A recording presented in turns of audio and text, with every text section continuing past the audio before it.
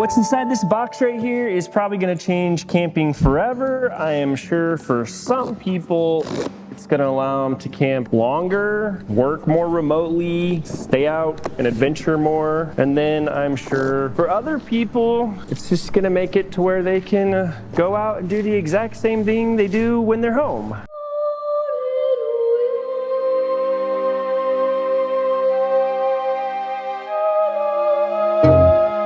What I am talking about, of course, is the brand new Starlink Mini. Obviously, this is a tiny panel, and it has the router built in. If you're used to a normal Starlink, you've got your antenna that you've got mounted up on a pole or on the top of your house, and then it has an additional huge router that goes inside your house. So this is a lot smaller. We are going to go through what exactly it is, the specs for it, you know, what it's going to take to power this, how long can you power it on a battery pack and things like that. We're going to cover how to set it up. We'll do a couple tests on it. So we're going to run a couple different driving tests and scenarios. And then also, if you're using it where there's a lot of trees, what can you expect? Is it going to still work for you? There's just some wild card information about these that's actually, some of it's pretty amazing and some of it's maybe gotchas for some of you guys. Okay, so just in case anybody doesn't know what this is a low-powered satellite dish for receiving internet from the Starlink network. They built in the router back here, which is pretty amazing because this thing is tiny. So all you need is the antenna, a cable to plug it in, and a power source. As far as cost for this thing, I'll throw a picture up on the screen. That's my receipt from my order. The hardware is $5.99. Then you're going to be paying shipping and also your local tax. And then you're going to need a plan, a monthly plan to cover your internet for this. The cool thing that they did do with these is they made the plans pausable. So you could turn it on for a month while you're on the road, and then if you're home, you can pause your plan and not have to pay. Super cool. We're going to cover plans in detail in a little bit later. That's actually where there's the most confusion because there's a whole bunch of new information coming out about the different types of plans that are available for this. So we'll get to that in just a second. Okay, we're going to run through the detailed specs on this really quick. So first off, right off the gate, this thing is 11.75 by 10.2 inches, and it is a shocking 1.45 inches thick, which is pretty remarkable. It only weighs 2.43 pounds if you're only talking about the panel. That's even with this kickstand removed. Okay, so like if you're sticking it in a backpack. If you add the kickstand, then it weighs 2.56. If you add the kickstand plus the cable, then you're going all the way up to 3.37 pounds. The cable's pretty long and pretty heavy. And then if you add this little brick that they send with it to power it, this is actually almost a half a pound at 0.44 pounds. Now, you can get a different type of cable. In fact, they are going to start selling it in the accessories, at least Starlink has alluded to it. It's gonna have this end on it right here. This is a barrel jack. And then on the other end, it will have a standard USB-C power. So that's gonna be a lot easier to use. For example, if you have a little USB brick like this that's capable of putting out enough power, a little USB personal device like charger like this is gonna require a 100-watt output by 20 volts and 5 amp minimum to be able to power this. But these don't have AC plugs, so you're gonna want to get one of those USB-C cables. I've seen people test it with standard barrel jack to USB-C that they bought off of Amazon, and it worked just fine. Of course, in the direction, it tells you to only use chargers that they supply. When you do plug this in with this AC port, with all the provided hardware basically, how much power does it draw? It goes up to 60 watts of draw, but it's nominal. Like when it's just normally running, it's usually staying between 25 and 40 watts. So this is a very low powered unit. It will work a long time on some standard, battery packs and like solar generators. For example, I use this one when I go on my trips, and I use it to power my fridge. So if we plug this in really quick, I will show you as a quick example. Let's plug it in turn it on here. So this is a 156 watt-hour unit. Let's go ahead and turn this on. So we're drawing 44 watts right now while this is powering up, and it usually uses a little bit more when it's initially powering up and trying to find signal. And you know, on this thing, it's telling us that you could run this for 16 hours continuously without running out of power. So 16 hours of use. If you've got a solar panel on this, you know, 100-watt panel, it's not even going to be draining it. It's going to be keeping up with this thing, no problem. So this really is, when they say it's a low-powered unit, it really is a low-powered unit. Now, there's a couple positives and negatives. It's made for remote people, using it in remote ways. That also means it's going to restrict a little bit on what it's able to push through and get signal on. So let's continue to run through these specs really quick. For example, what I was just talking about, this uses Wi-Fi 5.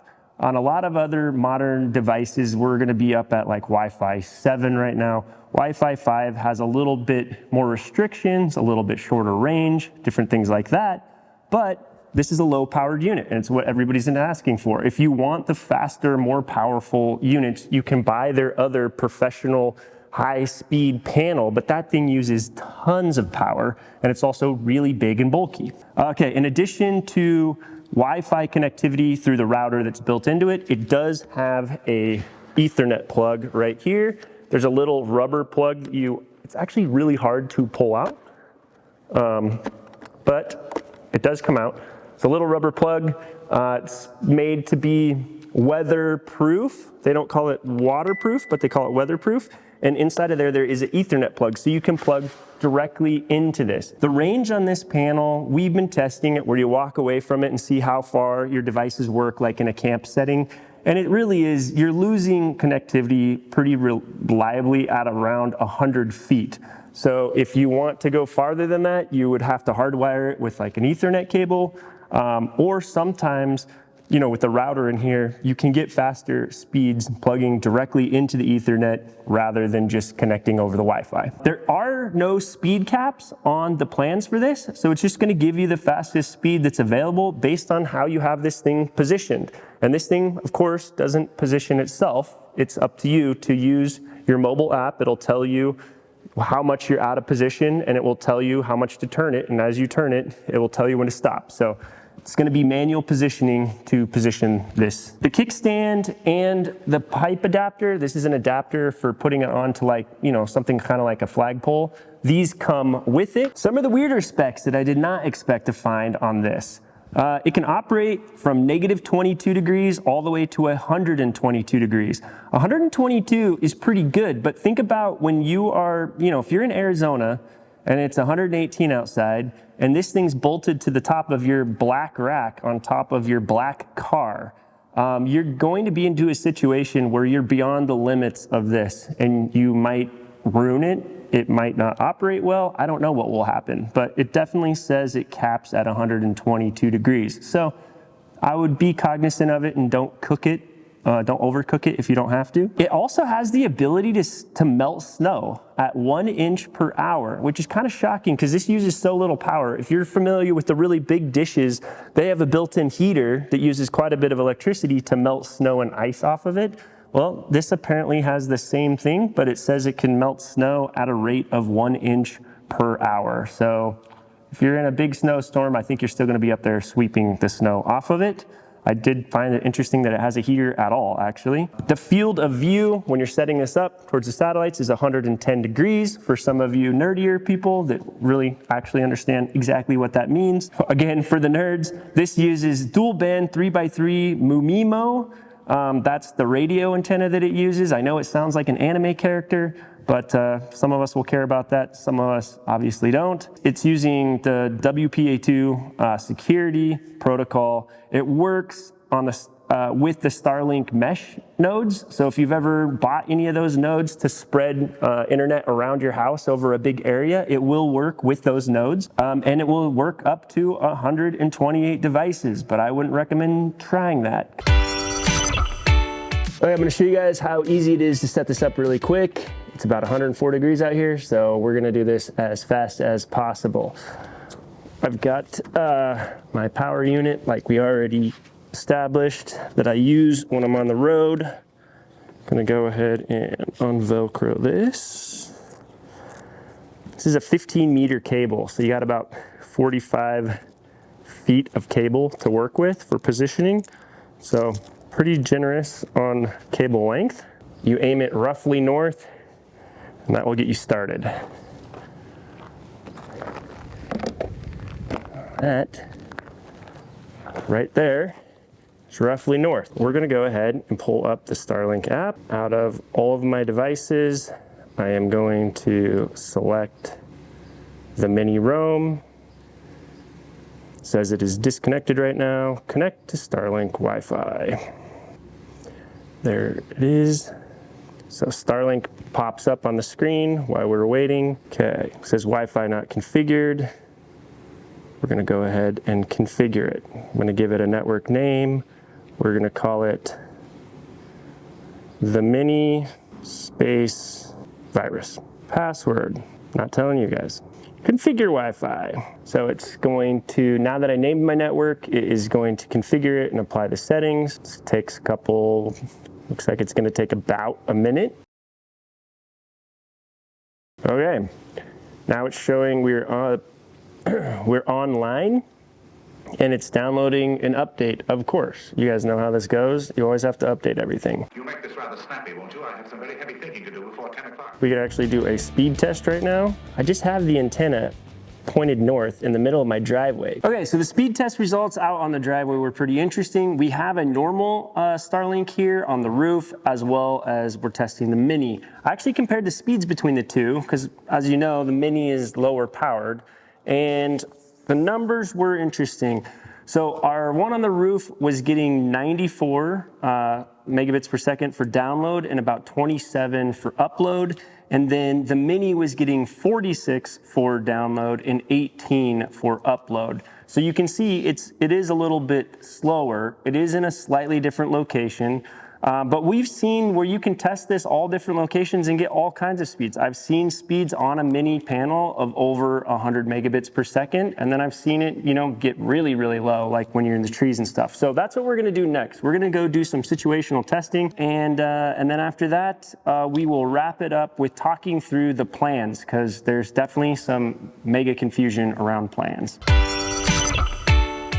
All right, let's try a speed test going 50 miles per hour. We are testing the limits of my mounting system right now. I don't feel too great about the two zip ties that are holding it on.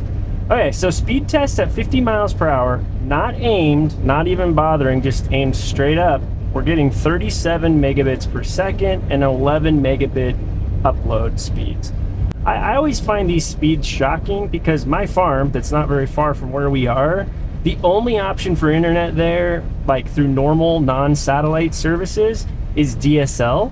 And the top speed that I can get on my farm is 7 megabits per second. So when we're looking at 37 megabits per second, going 50 miles down the road with a low powered antenna, I'm impressed. I'm gonna go ahead and run it again, and we'll just see if that was an anomaly. We're kind of actually in an area that's got a little bit more trees right now. Not a ton, but it's gonna be patchy. So let's see what we got. Oh, look at this. All right, 45 miles per hour. We just hit 87 megabits per second. So it's gonna be hit and miss. It's really gonna depend on the orientation of your antenna and how well it's hitting those satellites at that exact time. It's not giving me any errors telling you you're not allowed to do it in motion. We'll talk about that in plans. That was a lot of the confusion when it first came out, and some stuff has changed there, so I'll update you guys on those. But yeah, 87 megabits per second while going between 45 and 50 miles an hour. I mean, this thing is not struggling to track. All right, we're gonna run this again. Wow. So now we're getting farther outside of town, where I think we're probably competing with less devices. We just ran that. Again, we're going 40 miles an hour. It came out to 140 megabits per second with a 17 upload speed. I'm gonna go ahead and run it again while we're driving through some trees right now. There you go. You can kind of see the effect of the trees. Now we're coming in at about 60 megabits per second. I don't see any issues with this thing. This thing's gonna work pretty well as a mobile antenna. All right, I parked this here on purpose. We have a huge, super thick maple tree, tons of leaves. There's 2 of them stacked in a row directly to the north, so 100% interfering with where the antenna is normally supposed to be aligned. And we're gonna go ahead and run the speed check now.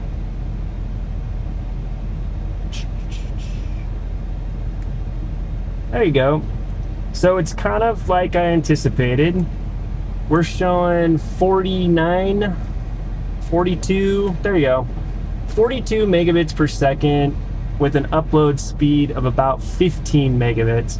So the tree coverage is definitely hurting us. Now the other thing is, my hunch is when we have the trees covering it, it draws more power. So let's see how much power it's drawing.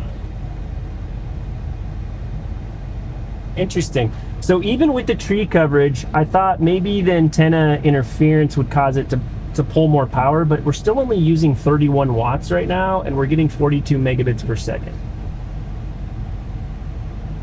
Yeah, and it already settled back down to 25 now that it's established its signal and we've stopped driving. So this thing really is very rarely using more than 25 watts.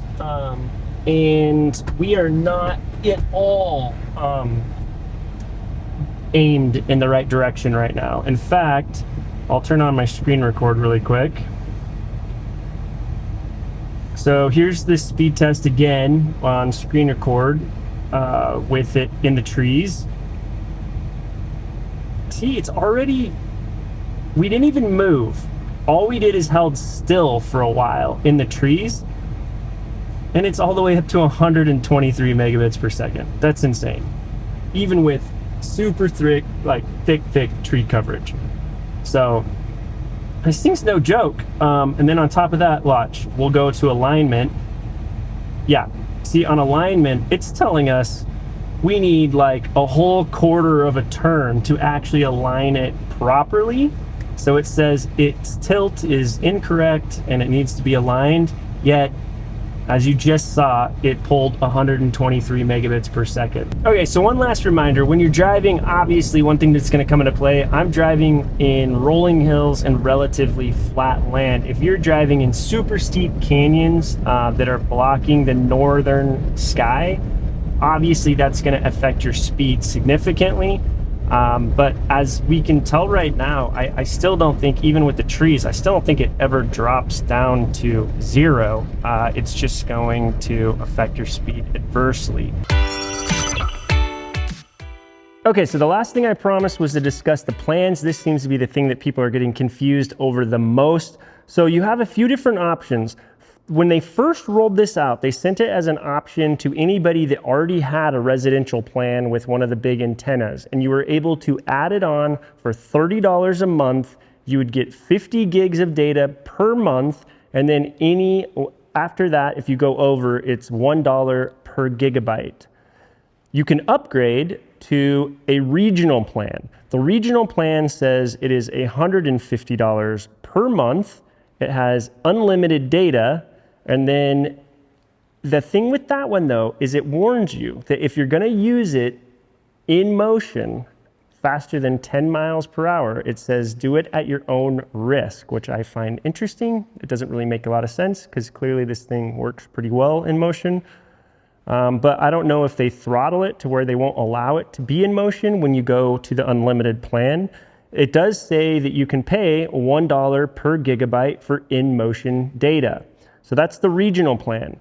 Then there's the normal mini roam plan, which is for the general public. Even if you don't have a residential plan, you can get a mini antenna and you pay $50 per month for 50 gigabytes of data And then same thing, $1 per gigabyte after that. That one includes in-motion data, just like the one that I have.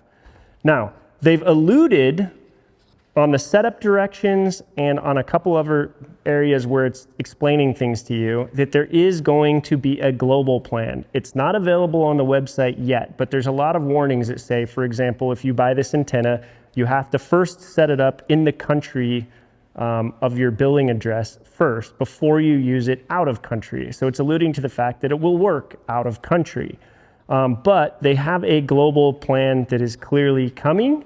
No pricing has been set out on that as far as I have seen, but you're clearly going to be able to use this. It'll be interesting to see if the global, like just by crossing a border, is it going to be substantially more money, or how that works, or if it's something you can toggle on or toggle off. That is one thing that is amazing about this that I really love is you don't have to sign a contract for 12 months. You just have to buy the hardware, activate the plan, and then you're able to pause the plan anytime you want. I am curious, leave a comment. Are you interested in getting one of these? Do you think this is gonna ruin camping forever because now everybody's just gonna sit around the campfire on their cell phone and we're gonna completely ruin the last places on earth that we could escape a digital footprint and the digital leash?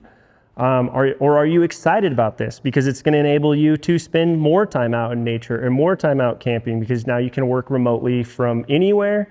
I'd love to hear how you guys are planning on using it. If you're curious how I'm gonna mount this, I'm gonna fabricate up a mount as quickly as possible that I can move from car to car and easily slide it in and out of. I'll probably just put a video out on our members only page because very few people are ever interested in those videos, but I'll pop that out over there. So have a look at that if you get a chance and you wanna join the channel as a member. Thank you guys for watching. I appreciate you guys. I hope this was helpful. Talk to you guys soon.